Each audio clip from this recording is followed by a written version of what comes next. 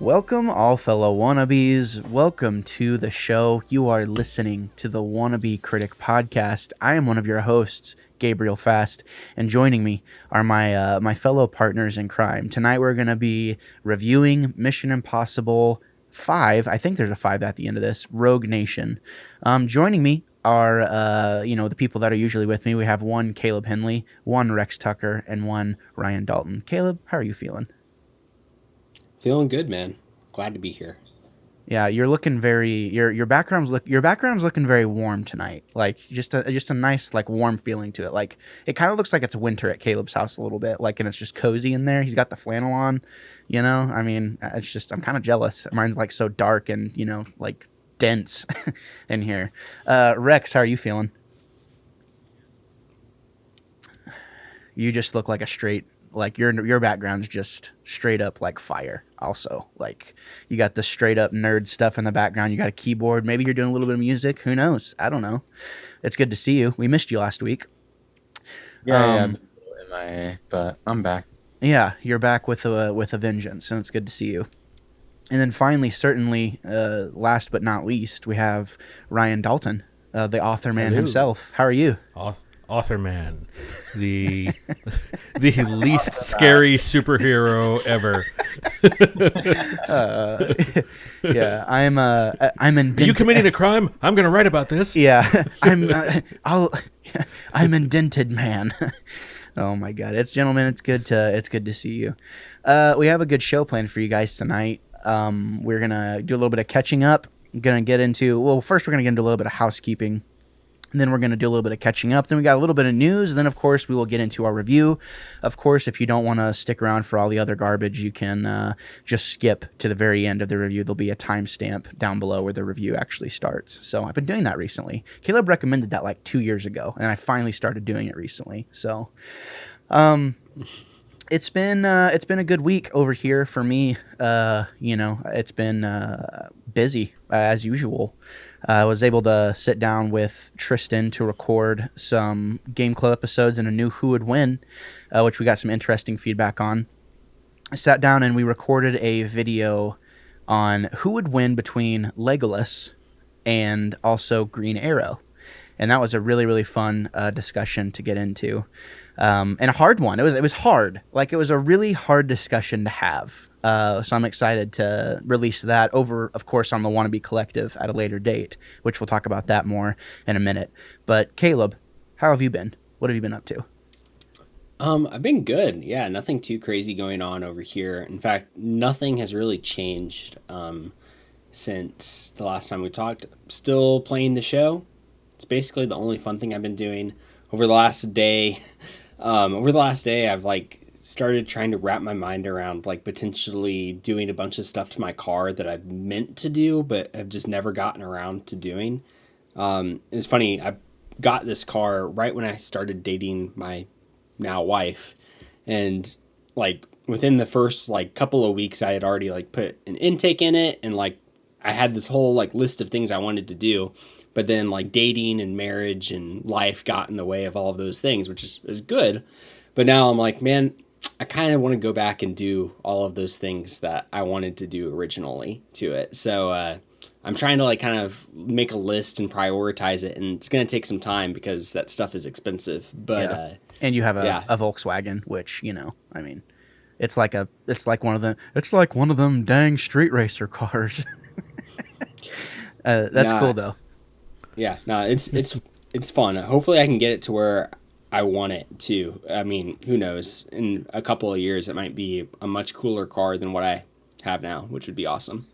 Yeah, no, that'd be rad. Definitely keep us updated on that. That's really cool. That's cool that you have a hobby like that, though, where it's because I don't know anything about cars. If anyone listened to our Fast and the Furious reviews, I literally know absolutely I know nothing about cars, and I always get crap for it. I'm the guy, I don't change my own oil. I've never changed my own oil. No matter how much money I've ever made, I've always paid to have someone else change my oil because I always thought that I could afford it. So, I don't know anything.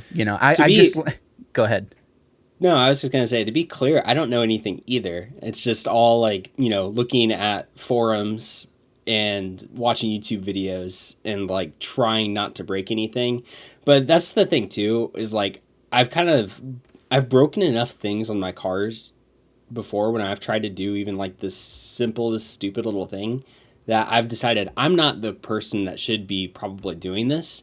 So I usually try to have somebody help me do it that's more mechanically minded and kind of knows what they're doing, and they kind of walk me through that. It used to be my friend Aaron, who now lives on the other side of the country.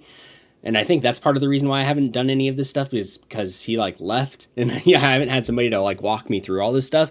But fortunately, right above me, there's a guy that I'm kind of friends with who's a mechanic, and he's like, he knows everything there is to know probably about cars. So I think he's gonna be able to hopefully help me out a little bit.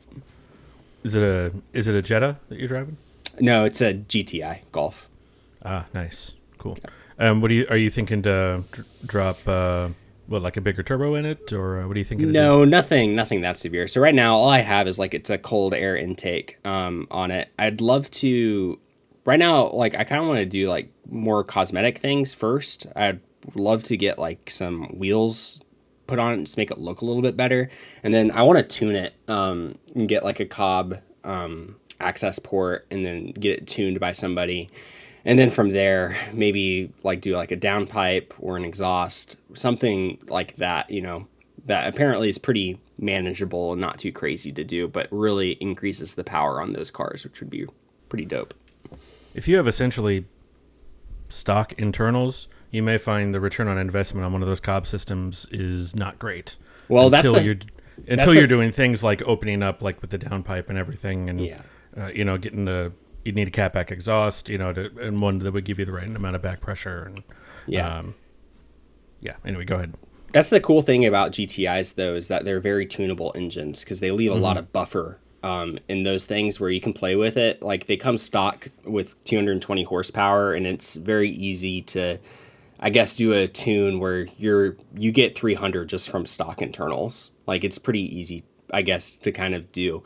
And then once you start doing other stuff with, more aftermarket parts, and you can, go from there. But I guess even with stock parts, you can tune it and it still be, pretty well worth it. I guess it's just one of the weird things about GTIs that maybe isn't necessarily normal for other tunable cars. It's just, I don't know, one of those weird things. But yeah, still learning, still trying to figure it all out. See, I'm sure Rex probably has some ideas too, because he had a GTI before as well. It's a shame that we don't have Ethan on the show too, because I'm sorry, Rex, go ahead. I didn't mean to talk over you. I was just gonna say I've heard the same thing. Like they're really tunable from stock.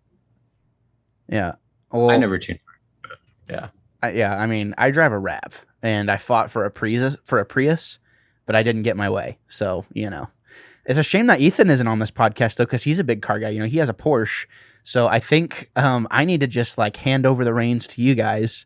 You guys can make this a car podcast, and I'll just hit the road because I'm out of my element, Donnie. No, that's cool though, man. I'll be interested to see what you do to it, and you'll have to keep us updated on whenever you get a new part, and you have to record some audio of what it sounds like before and after, and we can put it inside the show. I think people would like that. It'd be cool.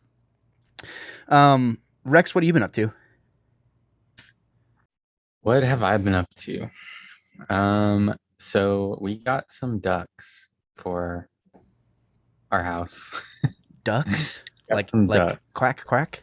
Is it as in waterfowl or Yeah, or waterfowl. yeah, okay. We got some ducks. They're gonna be outside, kind of eating bugs and weeds and stuff. But we just got them. They're ducklings. They're pretty cute. That's so cool. These aren't like the wooden carved type of ducks. No. Whenever they get for eating. No, they're for just to kind of eat bugs and stuff and weeds and pets, kind of, but mainly for that, for outside, because I'm gonna do a garden and stuff out here. So it's a shame we don't have a resident Dwight Schrute, because he'd be telling you all the ways you could utilize that duck. You know what I mean? He'd be like, you know what? It can eat the bugs and the weeds, and then whenever it gets too old, you can eat it, and then take the excess grease to make hey, you have some canned duck grease. You know, you can dry out the head to make a children's toy. Yeah, yeah, exactly. That's cool though. Ducks. I think they lay eggs too, so you can eat the eggs. And luckily, Selena's dad knows all about animals and farming stuff. So nice. How do you like? Is there something I'm missing in that, or can you only keep them around until they realize they can fly?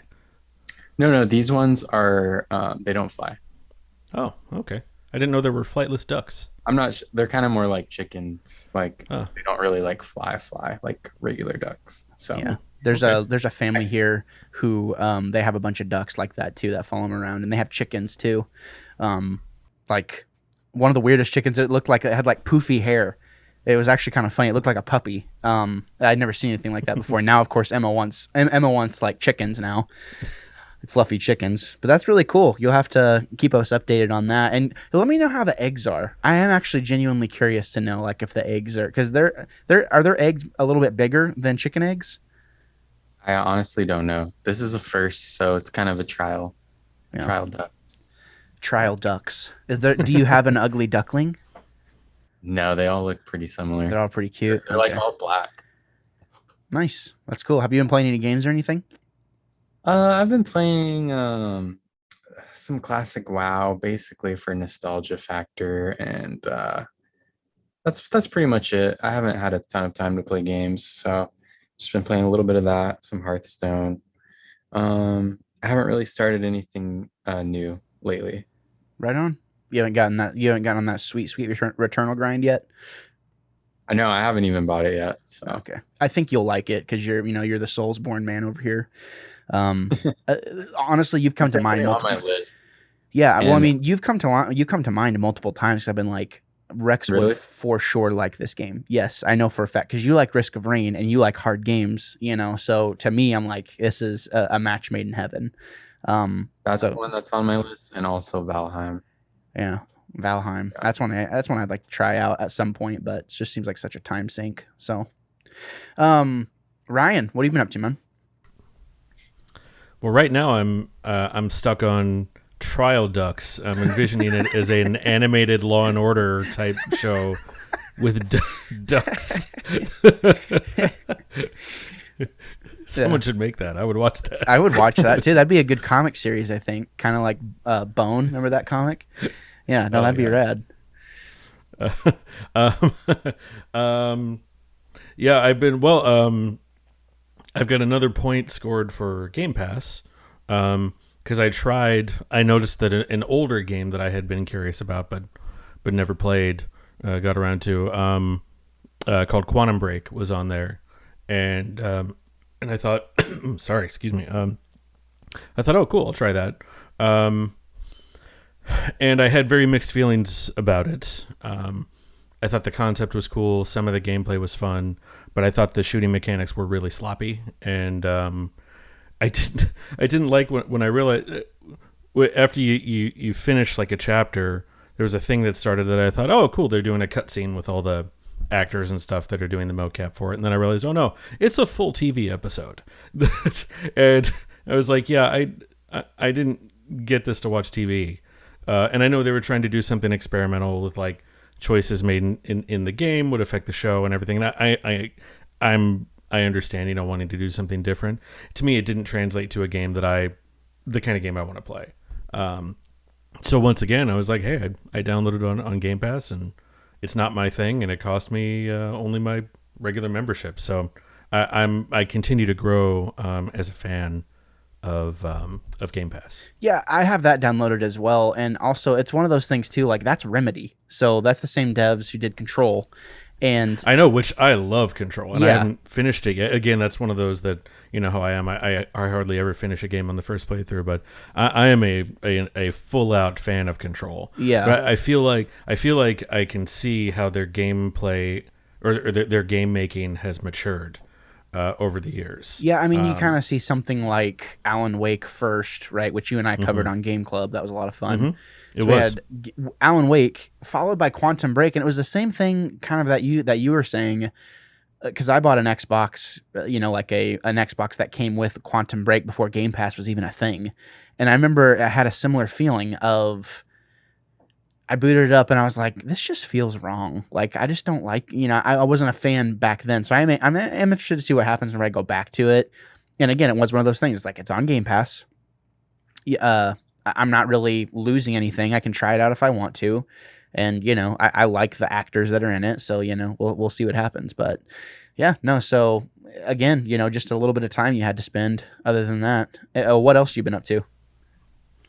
Well, I have reached a point where my brain needed a little bit of a break, writing wise. I get, to points like that where I just need to rest and recharge. And so I'm taking a break that's a little longer than normal to indulge in learning something that's kind of been in the back of my head, something I wanted to try, kind of wading into and seeing if I would like it. So I started learning how to paint with acrylics, and I've really been enjoying it. So I'm taking just a little longer of a break from the writing just to recharge more thoroughly. And I'm learning how to paint, and it's pretty cool. I've had some epic failures and some paintings that I've been, for a beginner, pretty proud of. So, just chalk it up. It's just, the ones that suck, just be like, it's an abstract, Yeah. And everyone is a lesson learned. It's a completely different type of expression, which is cool. And I'm kind of handling it in like learning in a similar way that I handled learning to write. Like when I knew I wanted to take it seriously, I did a lot of short stories essentially. And I said, I'm going to use each short story as a way to experiment with different styles and different genres and things. And I'm going to, teach myself the ins and outs, just learn by doing. And so in each of these, I'm finding different tutorials for wildly different types of paintings. And I'm trying stuff that is definitely better than I am, like skill wise, but that's what makes you stretch. So yeah, I'm enjoying it. Nice. Yeah, that's a really cool thing to hear. I talk about this all the time. I painted this. Oh, that's actually pretty good. That's really good. That's really good. I mean, thanks. I can tell what it is. For those like just on audio, it is a wave. Yeah, and it very much looks like such. So there you have it. That was my second attempt. The first attempt, and this is where like each failure you learn some valuable lessons. The first attempt was not good, and but I looked at the tutorial and I looked at what I did, and it was cool. I just sat there and kind of figured out, okay, well that's what I did wrong, and tried again, and it turned out nicely. That's so really yeah, cool. I'm really enjoying that. So, and because the weather's nice, I'm essentially sitting out on my front porch painting when I'm able to, and I'm digging it. That's really cool. I think I always think about your workflow being like something pretty interesting because you take long periods of time off. Like, I might take a day off, right? But you take like weeks off, of what you do, which is kind of cool. It's always interesting to hear about your experiences and doing what you're doing. So very cool. It's nice to hear that there's such a diverse group here, up to doing different things. We got a car guy, we got a guy with ducks, we got a guy who's been painting, as I mentioned before, I've been recording a lot of stuff. I jumped back into my Oculus today to exercise for the first time in a while. And it was a lot of fun. Really, really enjoyed it. Been playing my PS5 a lot for sure. Also, I've been playing Uncharted 3. Jumped back into Uncharted 3 recently because me and Ethan and Mike are going to be covering that on Game Club as well. I'm enjoying it, and it's also one of those things where I'm like, Uncharted 2 is way better in a lot of ways for me so far. And again, I'm only about halfway through, so I haven't made it all the way through, but I'm interested to see. It's like that one and The Lost Legacy are the games that I haven't played in the series, so I'm interested to see what the ending looks like. But yeah, things are good over here as well. Just to kind of segue into a little bit of housekeeping, wanted to give a shout out to our music man, Carter Fast. He has launched his SoundCloud, where he's going to be posting his music that you can get free. He has a lot of really cool ideas. He's been with me since the beginning, before any of us kind of came together to make our music and stuff like that. So I'm really happy to see him kind of venturing out and kind of doing more interesting stuff with his music. You can check it out at it's Carts McGee, so like MCGEE So Carts McGee on SoundCloud. He has a couple of tracks up already, so definitely go give him a peep for sure. Also, if you missed it, me and Caleb just released our Game Club episode on Miles Morales recently. I believe it was a few days ago, so you can go check that out as well over on Game Club if you want to. There's a ton of stuff in the tank for Game Club. I cannot wait to start rolling it out. Of course, if you are subscribed at patreon.com/wannabecritic, you have access to all that stuff already, which is awesome. But yeah, Rex and I are also supposed to be recording or playing through and recording the second Little Nightmares as well soon whenever we get some time. But yeah, definitely keep an eye out. And then last but certainly not least for housekeeping, want to make sure that, the Wannabe Collective podcast feed, that is up right now. There is a couple of episodes. There's one episode posted and one that's scheduled. And after we get done with Mission Impossible, that's where the group content is going to go. So make sure you're subscribed to that, and we'll continue to remind you the next few weeks, just in case you forget. But I've been having a good time sitting down and recording with the Beer Bros guys. Coming over tomorrow to record a couple more episodes, and I'm really excited. We got a couple of good topics. So that about wraps it up for housekeeping. What do you guys say we jump into a little bit of news? We got a few stories tonight. Rex has the first story about what's it called? New World? Yeah, so Amazon kind of gave a release date and a tease for their new MMO called New World. And they just showed off some like dungeons and stuff. And the release date's going to be August 31st. So it's going to be a pretty big MMO that a lot of people are looking forward to. There's hasn't been very much improvement in the MMO scene in the past 10, 15 years. It's all kind of just repeated stuff. And so a lot of people are looking at a couple of these new MMOs to kind of take the reins and become really popular. So this is one, and there's another one that's, I think, releasing next year called Ashes of Creation. Cool. Now you're kind of like the resident MMO expert, right? I mean, I wouldn't say expert, but I'm interested in them. I've played MMOs since I was like 12 years old, starting with Star Wars Galaxies MMO was my first one. But have you played RuneScape? No, never got into RuneScape. Dude, I've been having a blast with that game. That has been a ton of fun. And honestly, one of the coolest communities I've ever seen in a game. Honestly, like I'll post my videos to Facebook about my RuneScape stuff, and super duper nice people. Like, whereas in contrast, like I posted my most recent Bad Batch video on a Star Wars group and just immediately got crucified for the thumbnail. Like no one even watched the video. Like they just got mad at the thumbnail. So really, really cool. But no, thanks for sharing that news story. I will be interested to hear what you think of it, because I'm assuming you're going to jump into it. You'll have to give us updates as we go along. We're talking off mic. Wired put out a new article. It says the PS5 is starting to look like the revolution it promised. I covered this a little bit earlier, a couple days ago, or yesterday rather, on my solo podcast, where I called it the PS5 and the Xbox are hype machines, is what I called that podcast. But I'll read the same excerpt that I read in the video. It says, according to Herman Holst, a Guerrilla co-founder whom Jim Ryan tapped to lead PlayStation Studios in 2019, the group has more than 25 titles in development for the PS5, nearly half of which are entirely new IP. There's an incredible amount of variety originating from different regions, Holst says. Big, small, different genres. Half of these new 25 titles are existing IPs. Now, Ryan was the one that kind of, jostled. I'd kind of put it out of my mind once I had talked about it. But this is really cool. I mean, this is super exciting, in my opinion.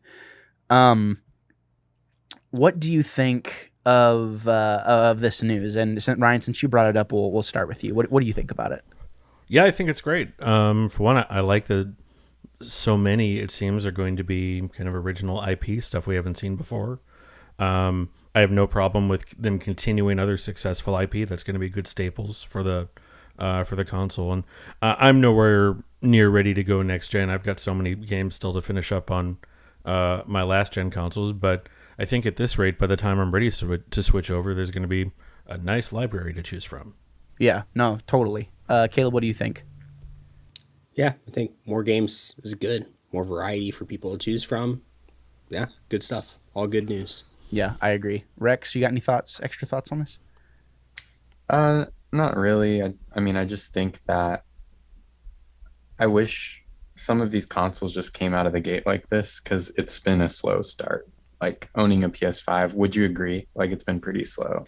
Yes. Yeah, and I think it kind of boils down to, obviously the pandemic was a thing, and Right. my thing was, and I said this on the show, don't release the consoles then. Don't put them out. Delay it. Wait. Wait, because now they've got shareholders to answer to. Yeah, That's the reason no. they put it out. Yeah, no, which it makes sense, but from our standpoint, the people, like, I don't know. I feel like there's a section of the gaming community that can be pretty reasonable. It's like, so you put the new console out, and guess what? It's not that much better than the current consoles that are there right now. Fact. There is not anything that requires you. I mean, there's a handful of PlayStation 5 exclusives, but there's barely anything that you can play on next gen that you can't play on previous gen. I mean, you can play the new Spider-Man on PS4. You can, I mean, it just there's not really a reason to jump right now, is all I'm trying to say. And again, shareholders and all this other business, blah, blah, blah, blah. But it has been a slow start, Rex. And it's nice to kind of see this news finally, like, rolling stuff out. And I am excited, like, because it's more, it's content that I get to create. It's stuff that I get to talk about. It's stuff that we might be able to talk about. I've kind of gotten to the point now where for me, it's like, I have these consoles. I want to play the exclusives, and it's like whenever I pop in you can pop in on Game Pass. It's super easy. You pop in. It's like, I'm not a fan of this because of X, Y, and Z, whether it's gameplay, the story aspect, or something else. Maybe it's a little too graphic. It's like, well, I don't want to play that. You know what I mean? Like, there's all kinds of variety, and Game Pass has it right, honestly, in my opinion. With the new game sphere, and it'll be interesting to see what happens whenever they start rolling their umptillion games out that we're supposed to have soon. We'll see what happens. But this is genuinely exciting. I don't think that this amount of IP warrants Sony to start their own Game Pass, quote unquote. That's never going to happen. There's no reason for it to happen. The only reason it will ever happen is if they're backed into a corner, similar as to what Xbox was. And realistically, if Xbox had ever had like a skosh more success than what they had over the past 4 or 5 years ago, if they would have had any success, there probably wouldn't be a Game Pass. That probably wouldn't even be a thing. But there was literally no good games coming out. There was nothing coming out to draw attention to Xbox, and I think Phil Spencer made, whoever made the call, whatever team came together to make the Game Pass call and say, look, we're going to lose a lot of money here, but in the long term, it's going to be super duper smart. They absolutely have knocked it out of the park, and with each passing year, it gets better and better. So, yeah, super duper exciting though to see Sony though coming together with those 25 titles and stuff like that. Does anyone have anything else to add before we move on? Awesome. Another thing we were kind of poking fun of, Ubisoft. God bless Ubisoft. It says Ubisoft is shifting away from its traditional strategy of releasing 3 to 4 premium AAA titles each year, but plans to launch high-end free-to-play games for all its biggest franchises. And then the excerpt I have pulled that says, in line with the evolution of our high-quality lineup that is increasingly diverse, we are moving from our prior comment. Oh, I highlighted the wrong thing.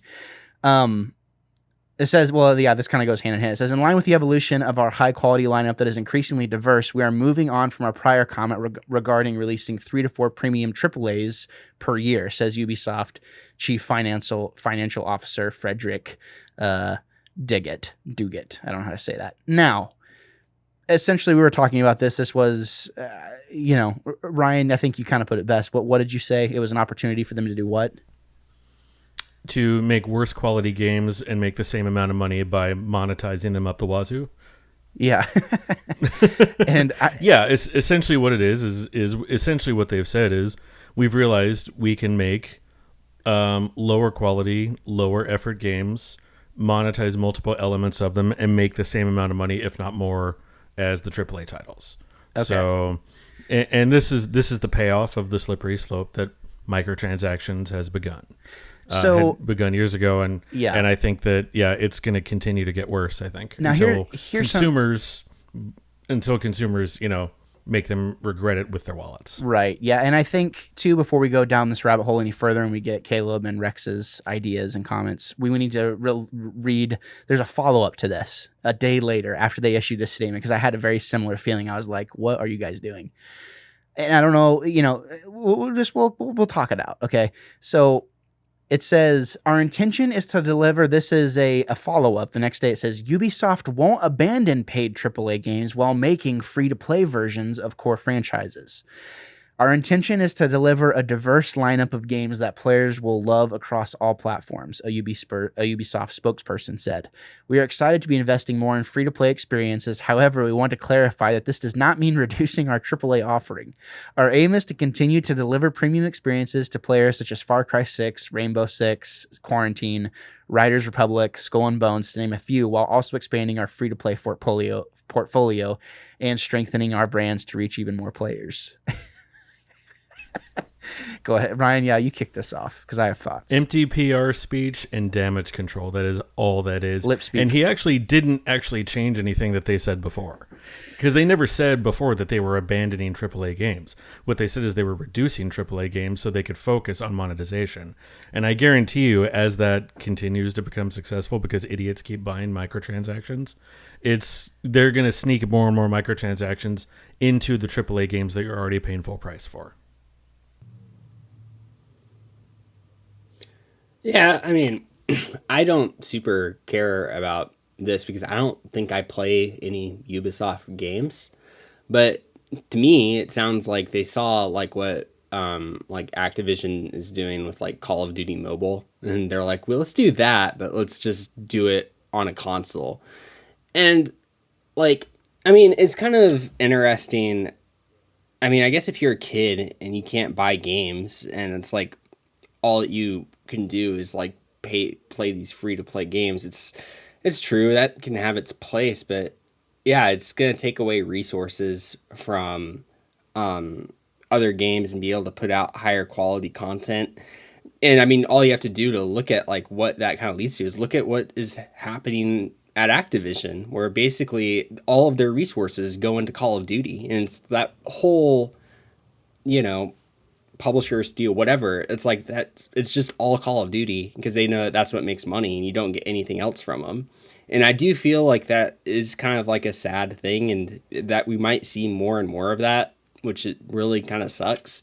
And also, I'm just like scarred by the idea of in 20 years this being basically kind of like Ready Player One, where it's just advertisements and microtransactions are like filling the screen of the like playing field, just because there's so much like monetization and capitalization in games.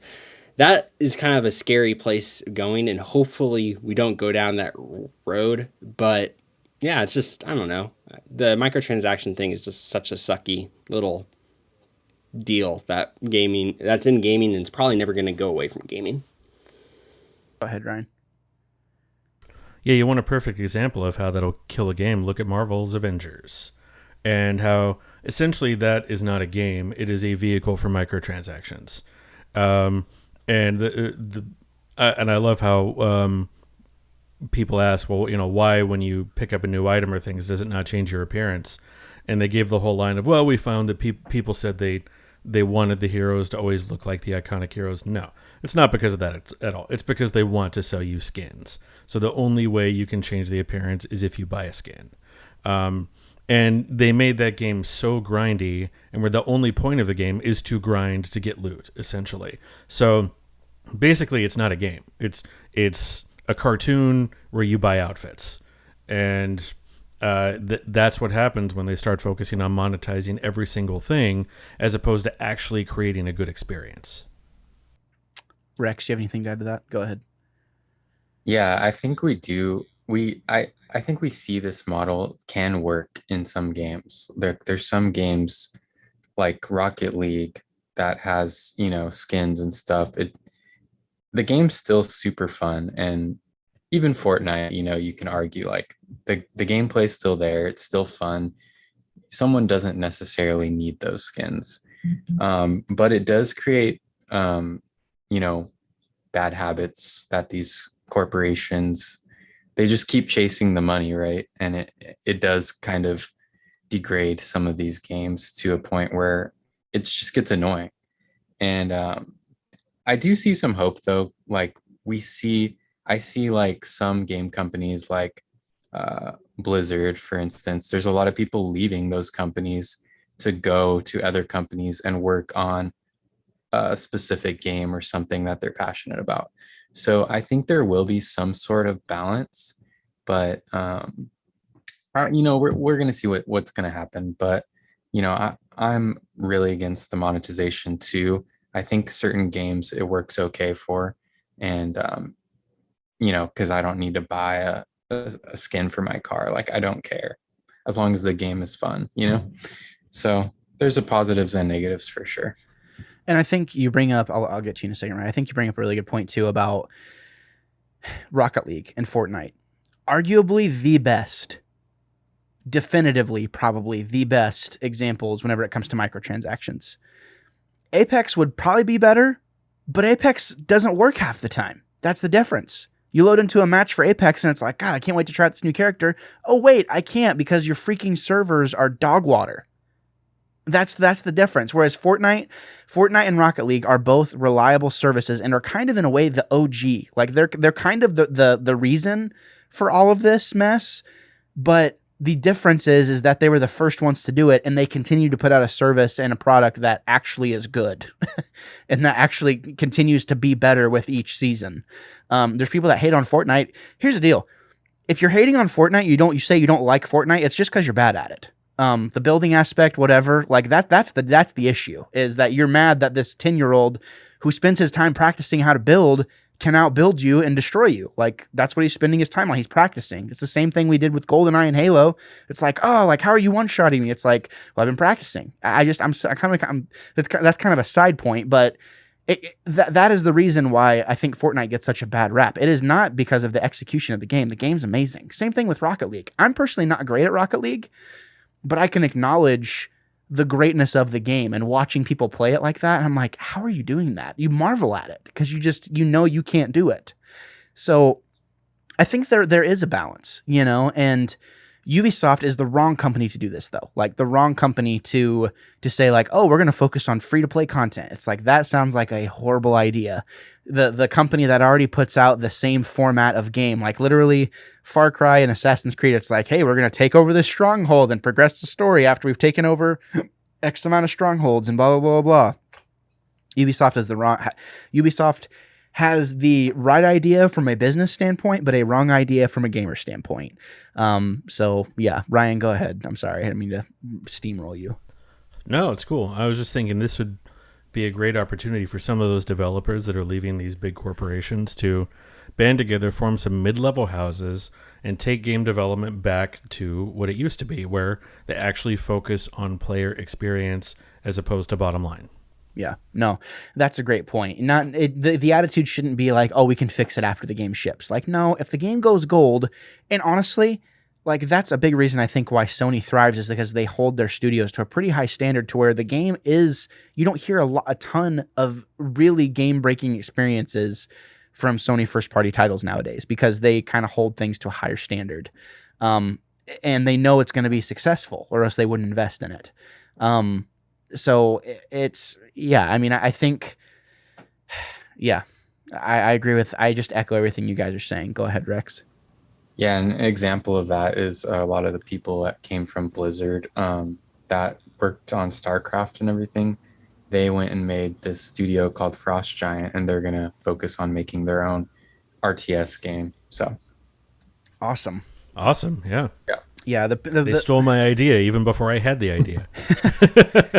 the higher ups over. Here's the thing: if you're putting, giving your allegiance to any of these big corporations and big, developers and publishers, Ubisoft being a big publisher at this point, a megalodon of a publisher, very much kind of held to like a Bethesda of sorts, you're just going to be let down because they don't care about you. They just want to take your money. So, watch out. Just out of curiosity, while we're kind of still on the topic of news, did you guys see the back and forth between Epic and Apple recently? is one of the first things I saw this morning, and I wish I still had the tweet because I thought about bringing it up on the podcast. They're basically what do they call it whenever someone not the deposition, is that the right word? I think there was somebody from Apple interrogating someone from Epic, and they were talking about Fortnite, and or no, the lawyer from Apple was interrogating someone from Epic. And there's a character, I think his name is Slippy, and he is a banana. So they were showing pictures of Slippy with a tuxedo on, and they were asking him about, like, what is this character? And he's like, oh, this is Slippy. And, we didn't think it would be appropriate to have him be naked for court, so we had him dress up in a tuxedo. And they kept, like, asking him, like, questions, and, like, he was being kind of a smarty pants about it. And she's like, you can tell this woman is old.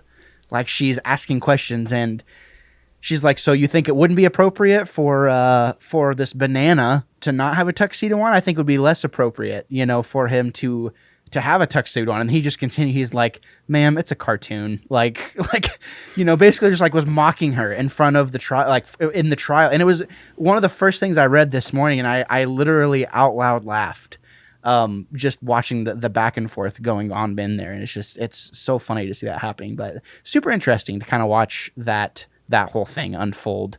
Do you think we're going to get Fortnite on iPhone? Does anyone care, really? Nope. I play it on PlayStation, man. Like, it's to the point, like, if I'm not playing it on PlayStation, I'm watching, guys' grocery games in bed with my wife and playing it on my Switch. So I don't care. You know what I mean? Like, it is what it is. But a action-packed news segment from the Wannabe Critic podcast, ladies and gentlemen. Now, does anyone have anything else they want to say before we move on to the main topic of the night? All right, guys, I just want to say I love you. Okay, moving on. Mission Impossible Rogue Nation. I'm going to read the synopsis. This came out in 2015, July 31st, 2015, directed by Christopher McQuarrie. It's worth noting he also, I believe, wrote and directed The Usual Suspects. Or he wrote, yeah, so he wrote the Usual Suspects. Kind of interesting. Well, after I was looking up stuff about that, it says, with the IMF now disbanded and Ethan Hunt out in the cold, a new threat called the Syndicate soon emerges. The Syndicate is a network of highly skilled operatives who are dedicated to establishing a new world order via an escalating series of terrorist attacks. Faced with what may be the most impossible mission yet, Ethan gathers his team and joins forces with Ilsa Faust, and a disavowed British agent who may or may not be a member of this deadly rogue nation. Box office, it made $682 million, and it's adapted from Mission Impossible, of course. It's worth noting, this has a 94% on Rotten Tomatoes and a 7.4 on IMDb and a 75 on Metacritic. Ladies and gentlemen, just spitting, shooting you with what the internet's feeling about this movie. We do have one comment to read about, I've been trying to do this thing. I've been trying to incorporate our listeners more into kind of the preview of our review. And I tweeted out, I said, tonight we are recording our review of Mission Impossible Rogue Nation. Send in your thoughts about the movie and we will include them in the show. To which one Ethan Maestri replied, who's obviously a fellow wannabe, or what do we call him, a surrogate wannabe? Friend of the show, said, Benji playing Halo 5 is one of the saddest product placements in cinema history. And kudos to Ethan for that take, because I thought the exact same thing. What was even weirder was I was playing Halo 5 at the same time of watching this movie, and I loaded into the exact same map as Benji. So I felt it was it was kind of a weird moment, but that game only has a handful of maps anyways. So, that's worth mentioning. How do we feel about Mission Impossible Rogue Nation? Caleb, what's the verdict? I think it's fine. It's good. It's a solid action movie, and yeah, it's pretty good. Rex? I feel similar to Caleb. It just feels like a pretty solid movie. But I don't feel like there's anything super spectacular. Ryan? It's actually my second favorite of the series. I really enjoyed it. I feel like the tone is interesting. It's got a little bit of a slow burn feel, but at the same time, it still has the hallmarks of kind of the sort of fun, glitzy spy movies that Mission Impossible has become.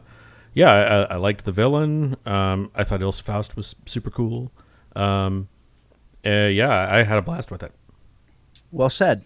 I think it kind of turns into that thing for me of it's meat and potatoes. Like, it's just it feels like a true, like the last one kind of felt like a reboot of the Mission Impossible series, in my opinion. Like, especially after watching this one, and this just kind of felt like another.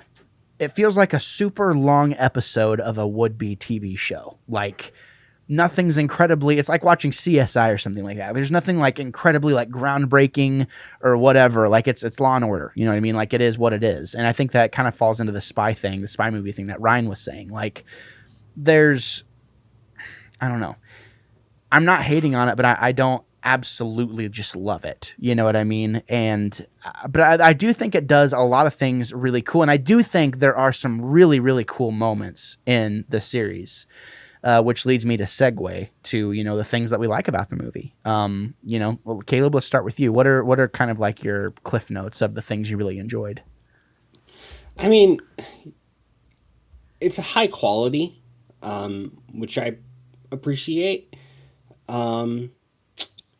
Everything, yeah, the acting is good. The chemistry with the team is like good and fun. I love, Ilsa's character is refreshing female character in this series, like, which is awesome, and her character is really, really cool. I really love the car chase scene in Morocco. It's probably my favorite scene in the movie because it's just really well done. Specifically before they crash the BMW. That's all executed really well, and it's one of my favorite like car chase scenes ever. And yeah, it's got some twists and some turns in it and the plot, and yeah, it's a high quality, solid movie. Well said. Rex, what are kind of your high points? I really enjoyed the choreography, like the fighting, and everything just looked, to me, it looked like it was pretty realistic in the way they were fighting and their moves and stuff. So that was my biggest thing that I liked about it. And I felt like the pacing was really good throughout the movie. Yeah, that's pretty much it. Okay. Ryan? Yeah, I dug it. I talk a lot about rhythm and storytelling, and this movie has very good rhythm, and on multiple levels. The story progression is good. The character interactions I thought are a lot of fun. Yeah, some fun twists. I do think that that car chase is as great as the crash at the end is dumb. Car chase was great. Wasn't a fan of the crash at the end, but yeah, I thought the villain was interesting in that he I think he's a different kind of villain than they've had before. He's not an over the top guy, and I think he's happy to be a quieter type of villain, at least as far as how he presents himself. He's not looking to like. You don't get the impression that he's like, I don't want to destroy the world and I don't want to rule it either. I just want to have my shadow kingdom, and that's what I want. I want purpose. I want a purpose, and I'm very like there's a very definitive purpose of what I'm trying to do. Yeah, and he's very quietly driven. I like that he's just very understated, and I think that's cool. It's a little bit different for the series, and I thought that I don't know if I was familiar with Rebecca Ferguson before this movie, or if she was in something else that I'd seen. I don't remember her. But she really was good at like painting that character as someone who's super competent, but also you're not sure what level to which you can trust her. I thought she was a great foil for Ethan, in that even he wasn't sure of her at times, and she was just dangerous enough to be fun. And of course, always the team dynamics a good time. Well said. Rex, did you have something you wanted to piggyback or add to that? Yeah. The bad guy. I just feel like we didn't get to know him a little like that much. He was really quiet and calculated, and so That's I didn't really know how I felt about him that was kind of like the until last bad guy though, a little bit. Like they didn't really they honestly they just kind of wanted to have just enough personality to where you kind of bought into a little bit, or I don't know, like we of course we had talked in great lengths about, you know, Owen Davian and all that stuff and kind of the previous villains in the Mission Impossible franchise, whereas now this is kind of where it solidified the idea for me of like, okay, they are really going a different direction now, especially with the bad guys. They're trying to make things a little more uniform. And in the last movie, I feel like it was kind of a similar thing. Like we didn't want to get to know the bad guy that much, and I think that's on purpose. Go ahead, Caleb. Well, I'll go ahead and say spoiler alert, but I think that like talking about the bad guy now is a little bit like, you know, trying to paint an incomplete picture, because we get more of it and his character gets rounded out in the next movie. So, and you get a much greater sense for him. But I do kind of with the context of the next movie, I like how he's portrayed in this movie, specifically that kind of because he's such kind of a cold character throughout, doesn't really ever show too much emotion other than like the time that he shoots one of his agents instead of shooting, you know, he kind of shoots past Isla or whatever her name is. But that point where he's captured and the fog is coming in and he's just like shooting point blank into the glass, like seeing that emotion is a really good little character development. And it's kind of a foreshadowing as what's to come in the next movie, which is cool. I think the only emotion you see is like when Tom Cruise I mean Ethan Hunt kind of has him like not necessarily beat, but like kind of cornered with what he did, you know, with that whole thing. Just go for it, man. I raised my hand like a good student. Another thing I liked is that it didn't end with a battle royale. It ended with what I felt was actually kind of a classic, even from the show Mission Impossible ending, where instead of just saying, okay, we're going to shoot the bad guy or something, we're going to lure him into a trap and he's going to, you know, fall right into it, and it's going to look like we're on the run, where in fact we are not. I liked that. I thought that was really cool that they didn't do a typical way to deal with the villain. I also like the subtle references to Casablanca. Chris McQuarrie is apparently a big Casablanca fan, and I think that's why we got the Morocco location, and that's why we got Ilsa's character name. I like those little references as a movie nerd. Yeah, there was a distinct feeling, and I think it's even more so in this one than the second one, of like, this feels like old. Like it's a modernization of something that feels older. If you told me that this was a remake of something that came out back in the 60s or 70s, I would believe you. Because that's one thing we've been praising these movies for, is it's not hyper violent. You know, it's not like super violent. There's action, but it's more dialogue based than anything. And it really feels like how a spy movie should feel. Like, you're not supposed to get caught. That's kind of the point, right? And I kind of like, yeah, that's kind of how I feel about that. But also I wanted to ask the question of, we were kind of talking off mic about Ethan Hunt and about how he kind of feels different, like in every single movie. Like he feels like a different character in every single movie. I really, really liked him. And this is more of like a point for the entire series as well as this movie. I really liked him in this movie. I liked him way more in this movie than I did in the last movie. Not to say that I've ever disliked him. I've always liked Tom Cruise's Ethan Hunt. But I just wanted to kind of pick your brain on that idea of how you guys have felt about Tom Cruise in the past few movies. And does he kind of feel the same to you, or do you feel like he has kind of shifted a little bit? Ryan, you can go first. Go ahead. When you look at series in general, and I mean movies, books, TV, it's just basically in any medium, there are the heroes that have a definable arc where you can see like the events are changing them as they're influencing events, and you can see they start in point A and they end up in point B or whatever. And then there are stories where the hero doesn't necessarily change, but everything around them changes as a result of their influence. And those are classic in their own way, and I think still perfectly relevant, perfectly viable. Those aren't the words I'm trying to come up with. As valid, I think they're as valid. It's just a different way to tell a story, especially if you're telling an ongoing series. My example would be, for fellow olds out there, if you grew up watching the Incredible Hulk TV series, that was mostly, Bruce Banner would travel from kind of town to town. He was sort of a drifter because he, didn't want to be discovered. And whenever the Hulk came out, he would move on. He didn't, as a person, really change from episode to episode, but he would affect the course of events. So things around him would change wherever he ended up in that particular episode. It's almost kind of like a cartoon, right? Because there's been however many iterations of Batman, right, throughout the past however many years. And when Batman comes on screen, it's Batman. Like, oh, yeah, that's Batman. But the subject matter and the things that are happening around him, kind of like what you're saying, it feels so much different. So then inherently, Batman feels completely different because it's like, well, Batman and Heath Ledger, there in the movie, and The Dark Knight versus the animated series, it's a completely different feeling. But we still acknowledge that it's Batman. I think kind of coming to realize that there hasn't been a consistency with Ethan Hunt, and that's kind of the story that it's kind of turned into with him as being a diverse, has been interesting to experience. Go ahead, Caleb.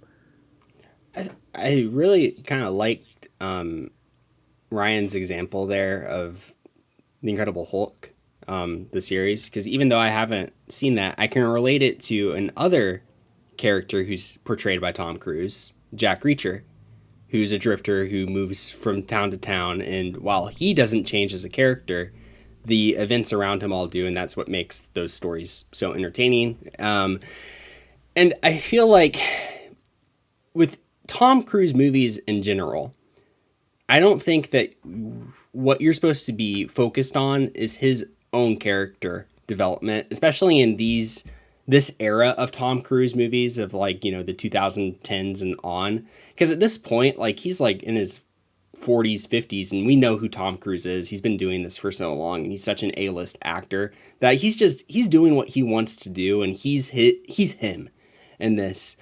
And I don't know. I don't see much of a character change from him in between the last movie and this movie. And I think it's just because it's Tom Cruise being Tom Cruise, and he's kind of matured at this point. And just as kind of Ethan Hunt has, and now he's kind of just he's used to this, but all of these events are going to happen around him, and that's what makes the story entertaining. So I don't know. It's just interesting. Well said. I wanted to kind of talk about the opera scene because that's my favorite scene in the entire movie. That was the moment where I was sold on the Syndicate of okay, this is a real organization, and they're prepared. They've done their homework. They know who's after them, most likely who is after them. And they sent a guy who's twice Tom Cruise's size to deal with him, just in case. The people that are after, and just kind of seeing Ethan Hunt kind of deconstruct their plan of oh, you were going to take out her, and then the insurance for these two guys was yada yada yada and all this other stuff. I really enjoyed that, and I also loved how they didn't and this is just from an audio standpoint, they didn't turn down the music at all. The music's pretty much full tilt the entire time, which I thought was really funny because it kind of placed you there a little bit, they're fighting on the rafters while this opera scene is going on.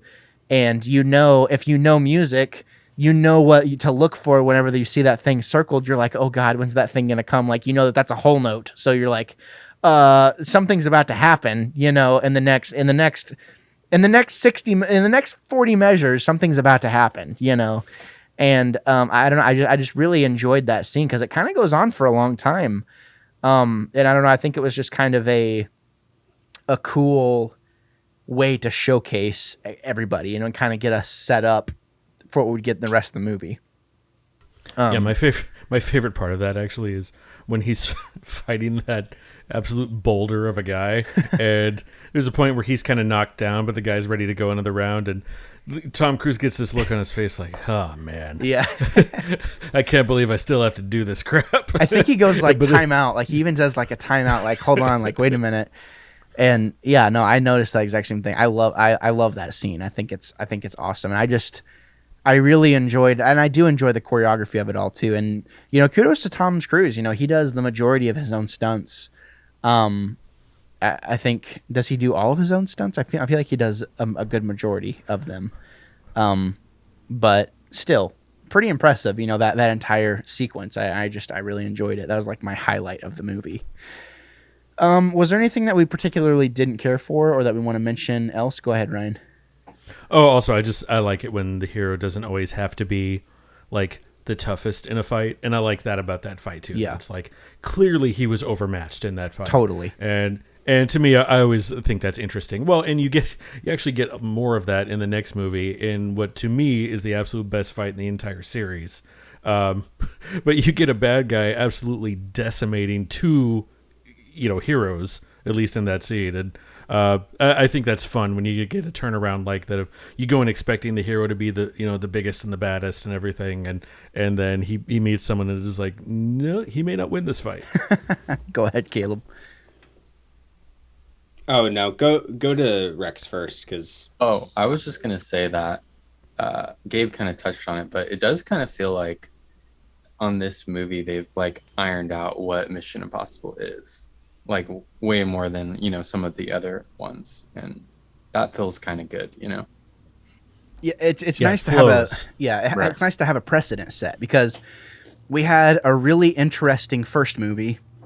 The second movie was completely different in so many ways, and the third movie was also kind way to put that. Yeah, was also completely different. The third movie was a completely different step away. So then when we get to the fourth movie, it's like, well, wait a minute. I thought we were doing like this dark bad guy thing. So it was nice to have a shred of consistency with the second movie, and kind of realize, okay, this is a glorified, like, I think I used the word like TV show. Like, it's kind of you don't expect anything too extravagant, because it's not going to be that. We're not trying to showcase anything. We're just trying to give you a solid movie. Like, that's what we're trying to do. We're not trying to have one part of the movie outweigh another part. Like, it's just going to be balanced all the way through. Go ahead, Caleb. No, I'm. Oh, Dude, I thought you had something. I have a whole thing formulated to where we're going next, but you're calling on me too early. Oh, sorry. I thought you wanted to go. Yeah, No, for the negatives. For the negatives. He's trying to build the drama of when he's going to drop this bomb. Well, oh gosh, I don't have anything positive else to say about the movie. I've said pretty much all I had to say, and now we're getting to the criticisms of the movie. Are you ready now, Caleb? Yeah. Okay. Look, so my criticism for this movie, and I think it's why it's not it's not in my top 3 or whatever. It's actually probably my second to least favorite movie in in the Mission Impossible series. And it's because it's not quite as memorable as the rest of them, which is really nitpicky. And it's probably inconsistent with other things that I've said on this podcast and reviewing other movies before. But the set pieces have been scaled back. And it feels like this movie's just been scaled back from movies previously. Where we don't have, like, I don't know, maybe it's just because Mission Impossible 4 just went so over the top with some of their set pieces that were just so well done and so memorable. Like in Dubai and whatnot. And I mean, you get that in the beginning, like the whole thing with the plane is cool, like where he's like Tom Cruise has literally strapped himself to the outside of that plane and like shot that over and over and over again. And he had to hang there like a rag doll, and it's incredible. And it's probably the most memorable part for me of that movie. It's that image. But then like everything else is just kind of like not super memorable or consistent, and it just feels like scaled down. And it doesn't mean that it's not good or that it's not tense and that it's not like successful in what it's trying to do, but it's just not memorable, and it just doesn't stand out at all. And I would say that out of the entire Mission Impossible like series of movies, this is the least standoutish of all of them. It's the one that in my mind gets lost in the fray the most, because even though this movie is by far better than the second Mission Impossible movie, that movie stands out more than this one just because of how ridiculous and dumb it is. And each other Mission Impossible movie stands out because it has a specific quality about it where you can look at that movie and think, oh, I remember that and that and that about it. I remember that and that. But this movie, you don't have that as much. I think at least to like the common movie watcher, it's there, it's good, it's solid, it's high quality, but it's not memorable. Go ahead. And to the point, we're gonna just say this now. Just go. Like, at this point in time, if you step on someone's toes, we've been doing this long enough. Like, if you're going to talk over each other on Zoom, you're an idiot. Like, that's just what it is. Like, if you have something to say, just go. Because, just do it. Until we're all like, Yeah, exactly. Yeah, until then I'll pick. We'll reinstate. Then I'll pull the producer card and be like, all right, you go first. But, yeah, please. One of the things that you accomplish with a quieter movie in the series is that you avoid having to top each movie with the next movie. If you have a slightly different flavor, like this one is definitely a little bit quieter. There's fewer explosions. There's more spycraft. There's less like gunplay and more maneuvering. I think and I'm not sure if they did this consciously or not, but one of the purposes it serves is that you're not trying to have bigger and more bombastic set pieces in every movie. If you can have some that are different flavor, you haven't locked yourself into one formula. As far as being memorable, that's completely personal. Like how I always say, it's how it hits you. It's like with these movies, it's like, do you like vanilla? Do you like strawberry? It's just whatever sits right with you. And I totally think that's fair, Ryan, like what you said. But is that consistent with what the Mission Impossible, Mission Impossible, is that consistent with what these movies have been up to this point? Because it seems like up to this point, each one is supposed to be, this is crazier and crazier and crazier and crazier. And then you get to this one, and it's like, yeah, this is awesome. This is cool. And then the next one is crazier. But it's just like there's a little bit of there's a dip. And I'm not saying that that makes this a bad movie. Obviously not. That would be stupid. But I'm just saying that there's a noticeable dip there. Mm-hmm. It depends if you define impossible as a physical challenge every time. Or if, I think sometimes the challenge can take a different form and, still be challenging in a similar way. I mean, I get what you're saying, but it goes back to the same thing. Is like, if impossible means always physically imposing, like with bigger explosions and bigger cataclysms on the horizon, if you fail, then you're just trying to one up each successive movie, and then they become music videos as opposed to stories. See, that's the thing is, I agree with both of you guys. Oh, go ahead, Rex. Go ahead. Yeah, I was just gonna say, at a certain point, he's right. At a certain point, you can only go so far, but they got to make them different and still stand out in the same way in my head, because I feel like the next movie kind of does a good job of going to and taking it further again. And I agree with Caleb. Like, this one definitely felt a little underwhelming in its theatrics and stuff like that. Yeah, because that's the thing is, like, I can't even remember what the real threat is of this movie other than them being basically like a fictional version of like ISIS or Al Qaeda, where they're just terrorists. But that's like a realistic thing. Like, and I get it. Like, these movies are somewhat grounded and realistic, but at the same time, they're also kind of not. It's like, it's just this weird feeling. Maybe it's just a totally personal thing, but yeah, it doesn't feel like it's on the same level, or at least traveling along the same path that the rest of the series is going. And again, I think that the point of like where you don't want these movies to become music videos, this is why there's not that many franchises that go 6, 7, 8 movies long, is because that's an extremely difficult thing to do. That's why there's so much so many differing viewpoints in Star Wars, or why the Fast and the Furious movies are the way that they are, or James Bond. I mean, or James Bond, where it's just like you have this hit and miss thing, is because it's incredibly difficult to do. And normally this series is one of my favorite series because it does it so well. But I will say, in this movie, it takes a little bit of a dip, or at least it levels out. Interesting thing about, you mentioned James Bond. It's interesting because Spectre actually took a very similar approach that Rogue Nation did. Spectre is not bombastic. It is very much a slow burn spycraft movie that is punctuated by moments of like excitement and explosions and things. But it's largely a fairly quiet movie.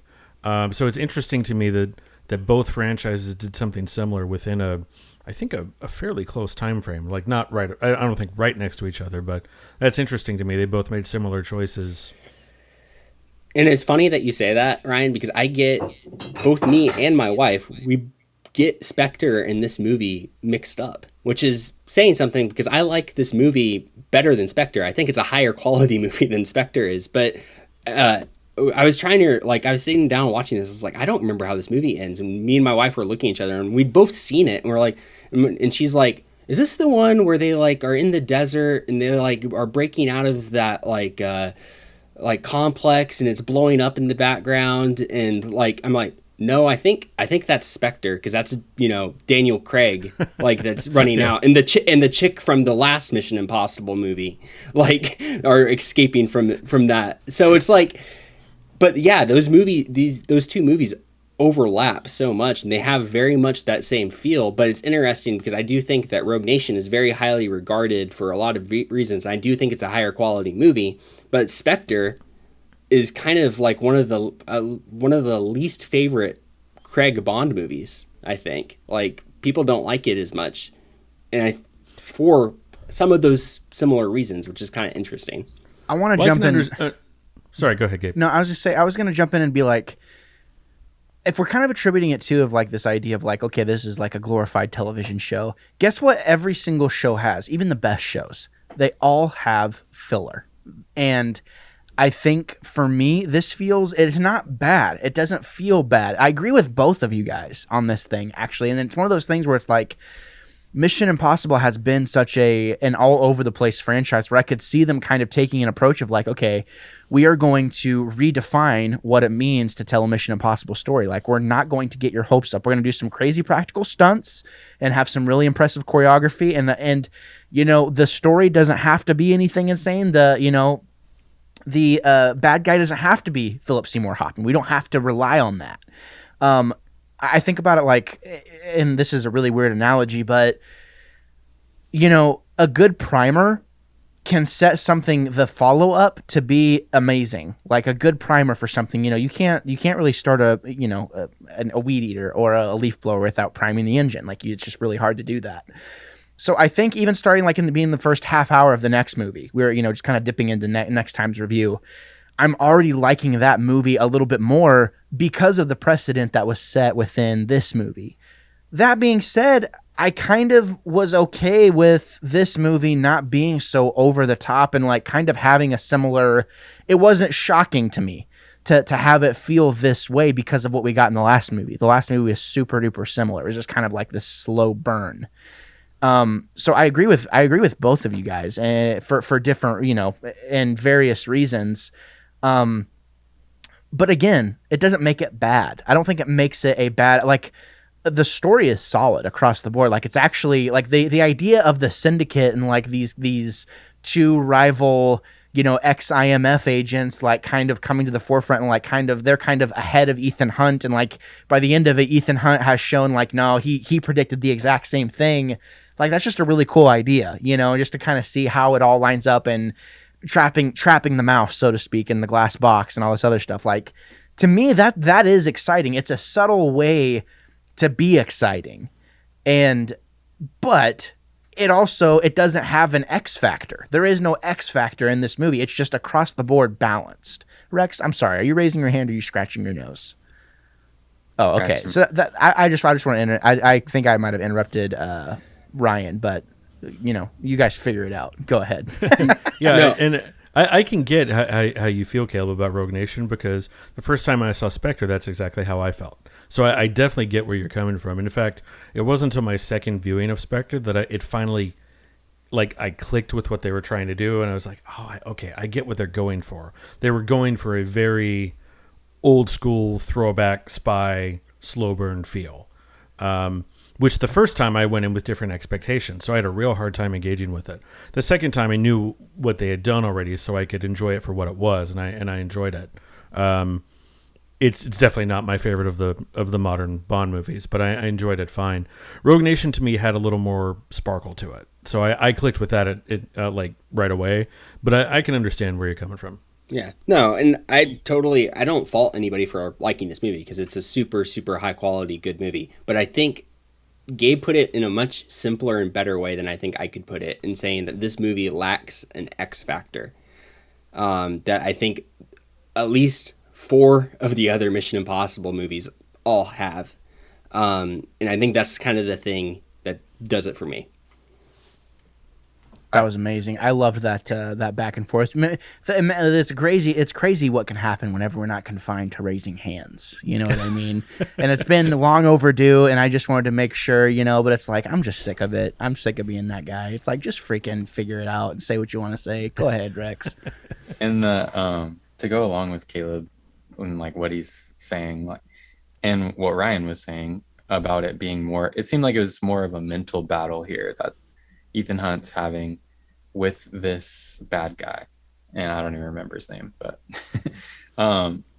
but to me the way he outsmarted him wasn't, it didn't like wow me at all, and I think that may have been one of the X factors that was missing. Possibly. I think it was kind of a callback though. Yeah, but I also, in a way, I thought about it and I was like, what? Like, he got the jump on this guy?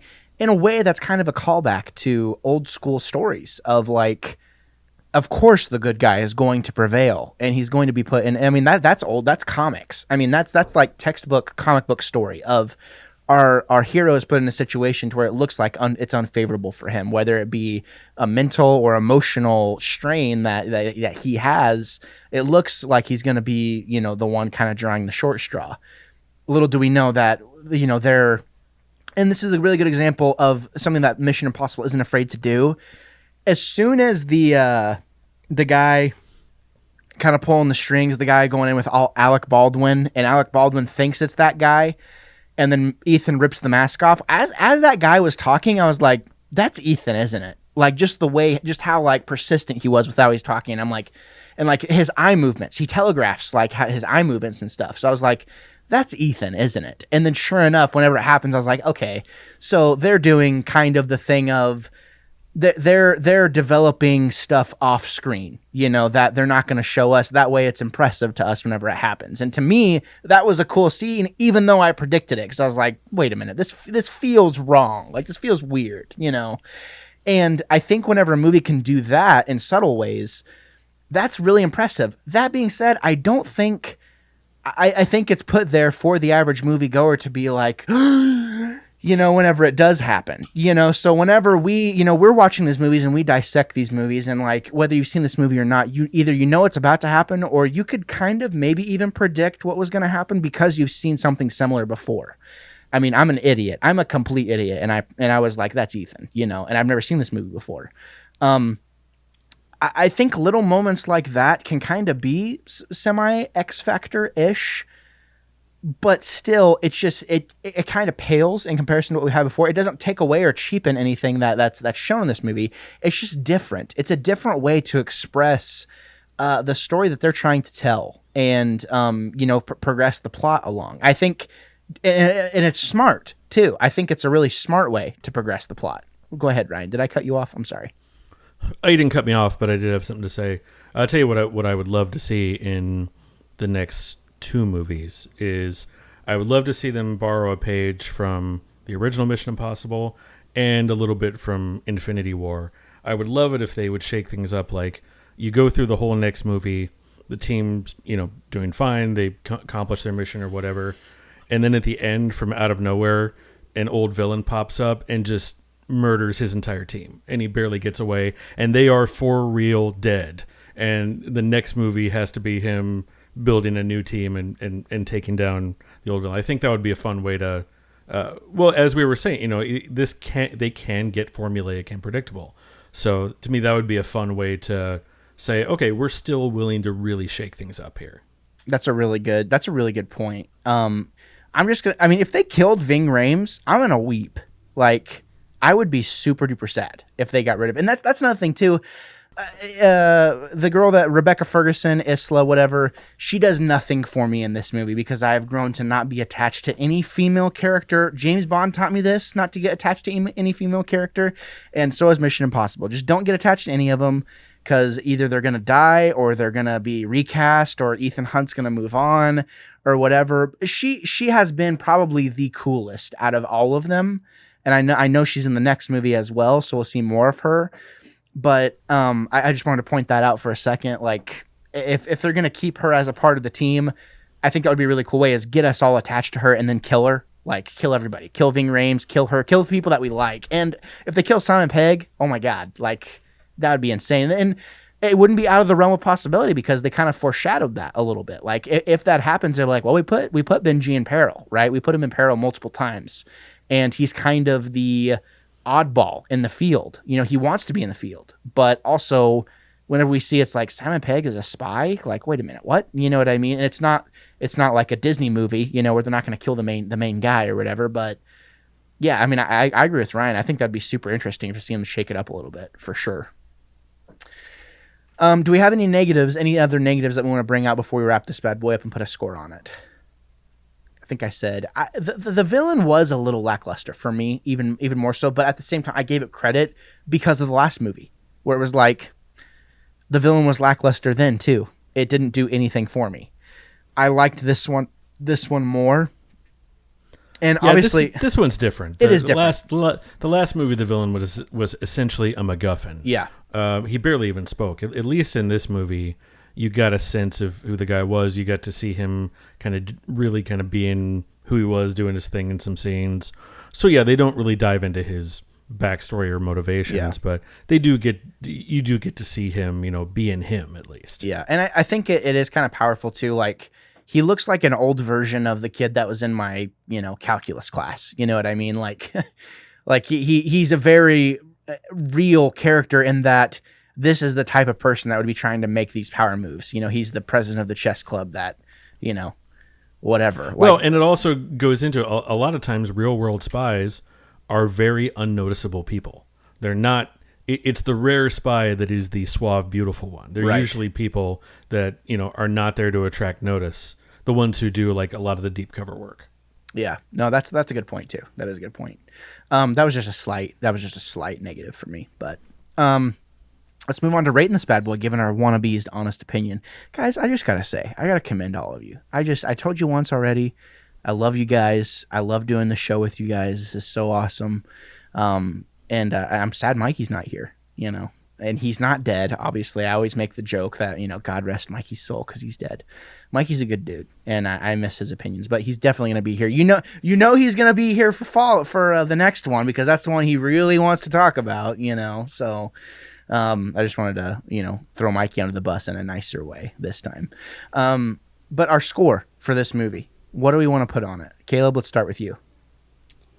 You know, it's funny. Ever since Ryan said that he wants the Mission Impossible series to become like Avengers Infinity War, I can't stop thinking of a scenario where like Ethan Hunt has to team up with Jack Reacher and Maverick from Top Gun, and we get 3 Tom Cruises all working together in the ultimate Tom Cruise movie. Throw in his character from Cocktail just for fun. You know? Yeah, let's just bring them all in. We have Jerry like Maguire, 10 of them. Yeah. Hilarious. The guy from Edge of Tomorrow. Like, let's just go for it. Oh my God, that's amazing. It would be so good. But no, this movie is really solid. I think it's a good movie, and it's a worth a watch. My only real fault with it is that it's just not memorable, and it lacks that X factor, as Gabe so eloquently put it. So for that, I'm going to give it a 7, but super solid, good movie. Rex? I agree with Caleb. Little lackluster, but they also improved in some areas for me. One of them being the choreography, and the fighting looked really realistic and cool, and I like that a lot. So I'm also going to give it a 7. Ryan? I was just sitting here waiting to see how long you'd wait to say my name. I'd give it an 8. I wouldn't put it in the pantheon of what I call like the quintessential spy movies. The 3 or 4 that I would hold pretty much above all others. But it was I had a great time with it. I thought it was a lot of fun. Yeah, I would happily watch it again. So solid 8. Well, I do think it is, and great scores, great review. Guys, I have to say, like, the review process across the board for everyone, like, everyone always brings solid things to the table, and it's just one of those things, like, me just kind of watching this whole thing unfold, like, over the past couple years, it's been, like, everyone just literally, I can watch the movie and I'll be like, oh, I think Caleb's going to talk about this, or I think Ryan's going to talk about this. Half the time, Ryan brings up stuff that I'm not even thinking about because, like, Ryan doesn't get offended whenever I call him old. So, Ryan's he's just much smarter than I am. But same thing, like, I can kind of pick out, like, oh, so-and-so is going to talk about this. I just wanted to say, like, it's been awesome to, like, see your guys' like, different viewpoints and stuff like that. So thank you for always making it an enjoyable experience and giving me things to think about, like, over the course of an hour or two, because you can really change your opinion. You have a deep dive discussion on a movie for an hour or two about a movie, that can completely change your viewpoint. And if you think it can't, you're wrong. Like, you are wrong. I was sitting on a 7 before we started talking, but the more I thought about it, I think this movie has it hits the same for me as the last movie does, but I also think it's better than the last movie. And while it doesn't do anything incredible, like extravagantly insane, I don't think that's what it's trying to do. I think it's trying to just kind of prepare us and give us a primer, like give us a similar quality movie as to what we got last time, while giving us some interesting set pieces and giving us some interesting scenes. I really, really like the opera scene a lot. And kind of seeing the humor there, I chuckled, and just kind of whenever the idea of the syndicate was really formulated, and it's like, okay, this is something that's going to stick for a while. That was significant to me. So I did enjoy that. I'm going to go with Ryan. I'm going to give it an 8. And I think that's what I gave the last one. I think this is a really good movie. But at the same time, I think nothing has held a candle to number 3 for me at this point yet. And I wish we had some more darkness, because there's not really that dark aspect at all in these two movies, these past two. So we'll see what happens with the next one. Sorry, I get a little burpy. But I'm going to give it an 8. So we got 2 7s and an 8. I think that's a super fair score for this movie and a well-rounded review. So, gentlemen, way to go. Good on you. Good on us. Good on us. Yeah, clapping. Ladies and gentlemen, this has been our Mission Impossible Rogue Nation review for the Wannabe Critic podcast. Just as a reminder, if you made it through this entire freaking thing, God bless you. I just can't. I'm so thankful that you made it through the entire thing. Make sure that you follow the Wannabe Collective on your podcast platform of choice, because that is where the group content is going to be from now on. And you can also follow us on YouTube. There's a YouTube channel specifically for it because, why not? I mean, why not post the group stuff there just in case? It's turning into one of those things where we have a ton of different projects, and collective feels like a really good word for the stuff that we do on the Wannabe Critic podcast. And, I feel like I sound like a broken record, and I'm not trying to, but I'm very active. I'm a very active YouTuber, and there's a lot of things that I think can benefit from an audio only form that do well audio only. And I just want to piggyback off of that, but I don't want someone to be subscribed to a podcast feed for group content. And so, if they're subscribed for the group content and they're hearing solo content, like, that's not good. And if it's, and also vice versa. So make sure you go subscribe to the Wannabe Collective, because that's where our reviews are going to be after the next Mission Impossible movie. Because we got a few ones lined up, gentlemen. We have, Fast and Furious is coming out. The new Mission Impossible is going to be out, probably within the next year or two. I am sure there's going to be other movies that we're going to want to review, and it's going to be nice to just be able to pop in and do whatever we want. Of course, Caleb and Rex, they do retro reviews as well right now. That's going to be over on the Wannabe Collective. Their next one, I believe, is going to be Jaws. Or no, not Jaws. Is it Jaws? It is Jaws, right? Because Goonies and Jurassic Park already came out, so you guys are going to do Jaws next. There's a lot of awesome stuff that's kind of in the chamber, and of course, Beer Bros is going to be a regular show as well. It's nice to see that kind of return to form. I was dead serious. I would love to hear Ryan and Ethan talk about something, as well as Caleb and Rex, about cars or whatever. We've kind of joked about whatever, and that's kind of the nice thing about that podcast feed is sky's the limit. There is no limits. We can do whatever we want over there. So there's a podcast feed where I can do whatever I want, and there's a podcast feed where the groups can do whatever they want. So there you have it. Caleb, where can people find you? At Chief in NY18 on Twitter. There you have it. Rex? It's at WRECKS90 on Twitter. And Ryan? Just totally blanked for a second. At iRyanDalton on Twitter. And it's not like you put me on the spot. I knew it was coming. At Ryan Dalton on Instagram, and your favorite bookstore. There you have it, our resident author. I love being able to say that. That's awesome. Also, you can find me at, and literally, if you type in Wannabe Critic on any of the social platforms, all of them, any of them, you'll be able to find me. I pull the strings here. I am the producer for all the shows that we have. I'm the one that makes sure that this beautiful noise gets into your ear holes. And you can find me on any of your social platforms. And you can, if you just want to follow the show, we're on Twitter, Wannabe Critic Productions. We're also on Instagram with the same name, Wannabe Critic Productions. So there you have it. Gentlemen, until next time, this has been awesome. And you as the listener, until next time, we can't wait to we can't wait to put something out for you to hear. And if you want us to hear from you, you can email us at thewannabecollective@gmail.com. Until next time, say goodbye, gentlemen. Bye. Bye, guys. Whatever possessed you to check out the podcast or the YouTube channel today, I just want to say thank you so much for doing so. If this is your first time here, I would appreciate it, if you would consider subscribing. As you can tell, it's not just me here anymore. I mean, I do stuff by myself, but the podcast is going to reside here from now on, in video form. So if you want to see more content, if you want to be notified, every time we post something, whether it be a clip, a podcast, a review, an interview, whatever it may be, if it's gaming stuff, make sure you click that bell and hit the subscribe button, and we will see you next time. Thanks for sticking around, and thank you for preparing yourselves for a plethora of hot takes and potentially unpopular opinions. I'm Gabriel Fast. I will always be the Wannabe Critic.